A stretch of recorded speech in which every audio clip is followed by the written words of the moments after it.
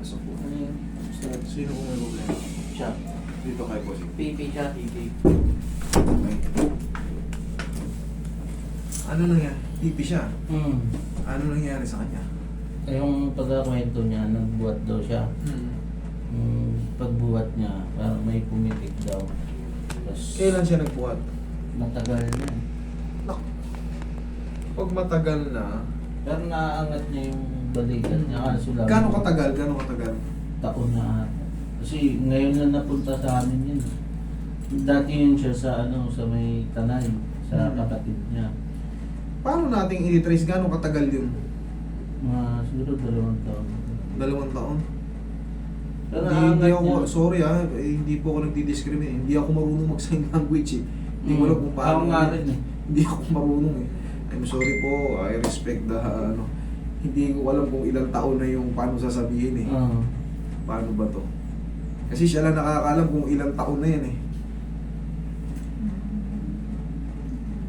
Kailan? 3 years? 1 year?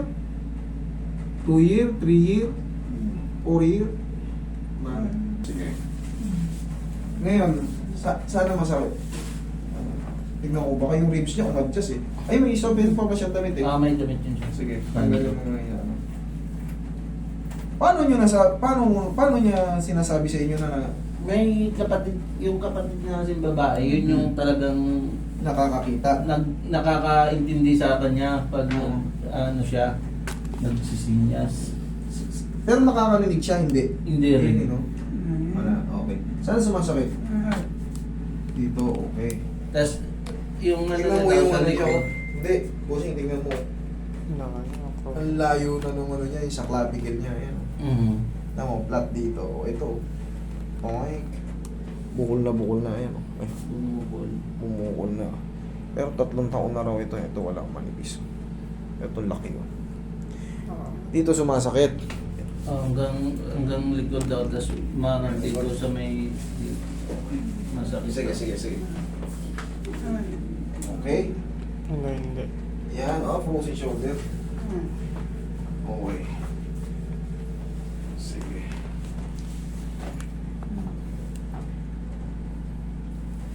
Hindi natin matatanong kung wala ng pain or paano kaya to. I'm sorry po sana po maintindihan niyo o baka matawa kayo kasi hindi ko alam kung paano ko mamaya tatanungin kung may pain pa or ano, di ba?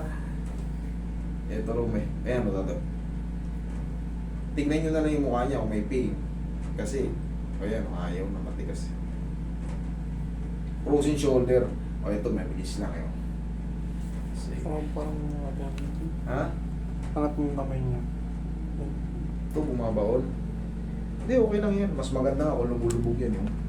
Lumulubog talaga yan, okay lang yan. Pero, ang hindi okay rito, yung hindi. Nababanat. Hindi mo maakat. Nakakalisa. Okay. Kasi nung nagsi-cellphone ako, nagpapanood niya. Dati kasi pumunta na rin ako dito yung pilot yung Oo. code ko. Namumukha ko na tayo. Sabi ko, dalhin ko siya Pero ito doon. since birth siya, ano? PP, oo. Okay.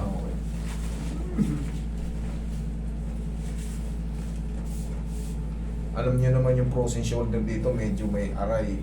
Pero yun nga, hindi ko alam kung paano ko i-explain sa kanya na siyempre baka may magsisigaw siya sa aray kasi hindi niya rin naman ako naiintindihan kung paano. Hindi ko rin talaga alam kung paano Sabi i-explain. nga sa pag niya masakit. Oo. Kasi, Hindi ko alam kung paano sabihin masakit eh. tapos sabi ko, ano lang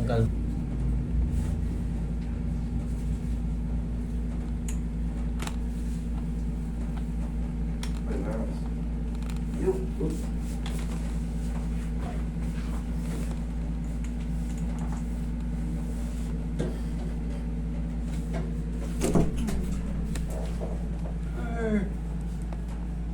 yung kapatid niya, yung isa ang nakakaintindi. Yun yung sa kanya. lagi niyang Dapat yun ang sinama mo. Nagmotor lang kasi kami. Tsaka may lalaka din kasi yung anak na teacher mag-graduation. Okay. Sige. Pero ikaw, napapalood mo naman to eh. Magbaon ka ng 10 kilo na sa loob. Hindi ko alam kung paano ko rin siya sasabihin na magbaon ng 10 kilo na sa loob. Okay, good. Palalambutin ko muna para hindi siya totally masaktan. Huwag na, hindi kaya. Tapa. Wala, frozen shoulder talaga kaya kailangan. So, alalayan. Ah, Sobrang.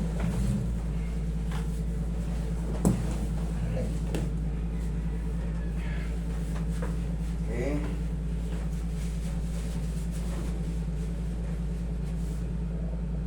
Relax. Matigas eh. Relax. Hindi. Paano to? Sige, relax lang. Tansay lang natin. Sige, relax.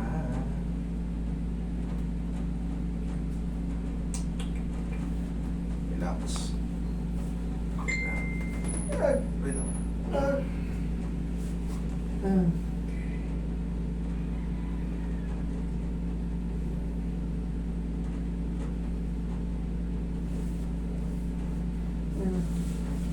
Tsaka lang muna.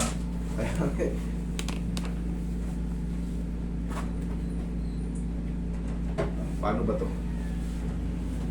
Okay? Hindi ka naririnig niya. Hindi ko, kasi hindi natin nakikita yung mukha. Kaya eh. Baka hindi na siya nakakahingi eh. Kasi masakit.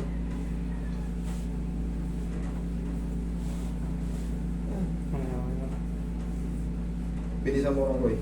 Dayain na natin. Hindi, mahirap pagka ano, hindi kita yung mukha at di natin malaman kung okay ka pa dyan. Hindi mo masenyas eh. Sige, yaya. Ganito.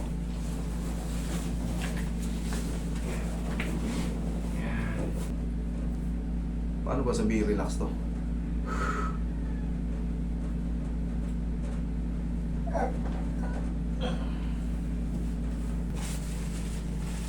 Relax lang. 20 to 30 seconds yung pain nito, idol ha. Relax.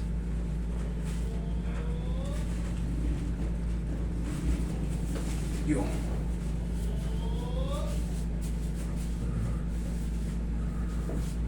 Hirap i-press.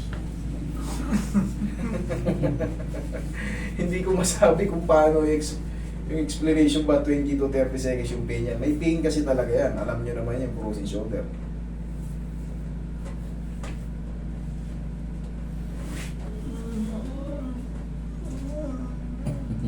Sama. Ngayon, pag lumipas yung 30 seconds, so sabihin na natin nasa 10 seconds na, 20 seconds, kakalma yan. Alam niyo naman yan, yung mga nanonood sa akin, mahirap lang mag-communicate kay sir. Hindi talaga ako marunong mag-ano eh, sign language. Meron talagang tao marunong mag-sign language eh.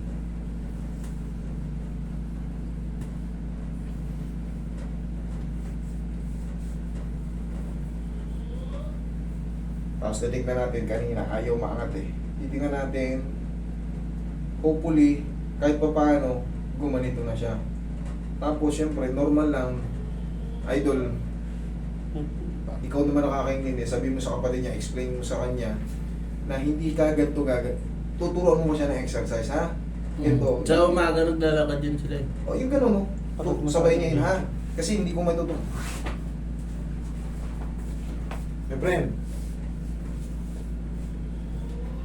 day by day, ha? Last na to, ha? Last na.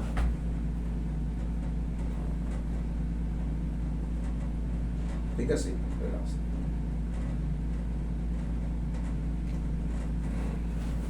Okay, yun yung final. Hindi niya na inihintay. Okay, thank you. Banggang kasi siguro. Isa pa ako. Tingnan natin. Okay, wait.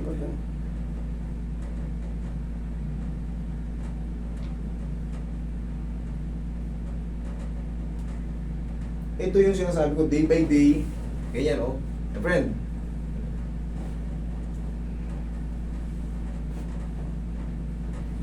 Paano ba sabihin walang masakit? Okay, oh. Yan. Ganito lang araw-araw kasi hindi pa yan talaga kasi super frozen yung ano niya, frozen shoulder yung nararamdaman niya. Okay, wala raw masakit.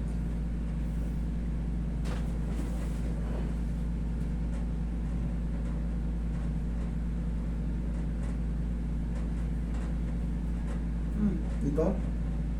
Dito? Dito?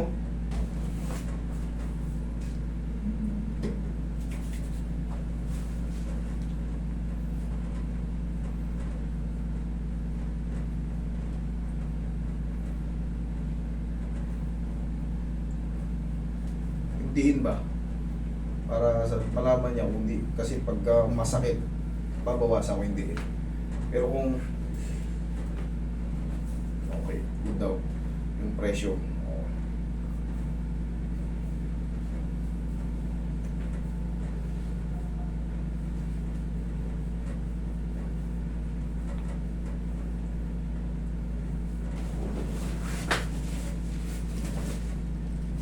Isa pa.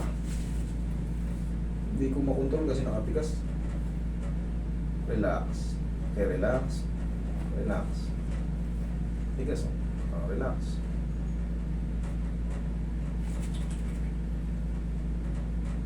Wala, tigas. Ano ba sabihin relax? Yeah. Yeah, relax.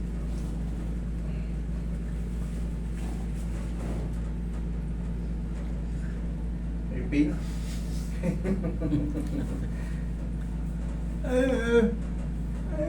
Okay lang? Okay. Good. Relax. Paano ba yung relax? Kasi nagko-contract yung muscle niya kaya hindi ko nilalaban niya kasi siyempre hindi pa niya sanay. O ayan. Sige. Good. Okay na lang daw. Okay. Okay. Oh, good. Okay. Kasi, bossing, hindi pa yan talaga mapi-perfect. Kaya nga tinuturo ko kasi pag super frozen shoulder, kailangan pa ng ano. Exercise. Okay? Yan. Yung pau. Sorry. Ipaliwanag muna lang ito sa kapatid niya na, Ito, sa video na lang. siyempre kapatid niya. 3 weeks, ganito.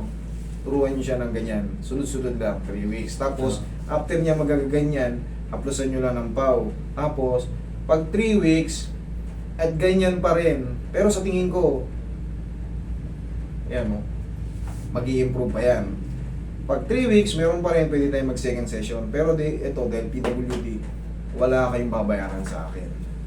Ang gagawin ko, susurbulin ko lang na maayos ko ito. May nahihirapan kami magkaintindihan kasi gusto kong sabihin, relax. Kaso, siyempre, hindi ko nga maipaliwanag eh. Pero, ito nga, kaya nilagay na sa video, yung kapatid niya o yung ate niya, 3 weeks obserbahan nyo. Kailangan naangat na yan. Pag hindi pa, at natatanong mo sa kanya kung may pain pa, bumalik kayo dito second session natin. Pero wala akong i-charge sa inyo. Okay? Sana maintindihan nyo. Yung madalas ko itong tinuturo sa mga frozen shoulder, ganyan lang. Araw-araw, kahit mga ilang minuto lang. After niya magaganyan, pau. Okay? Thank you. After ng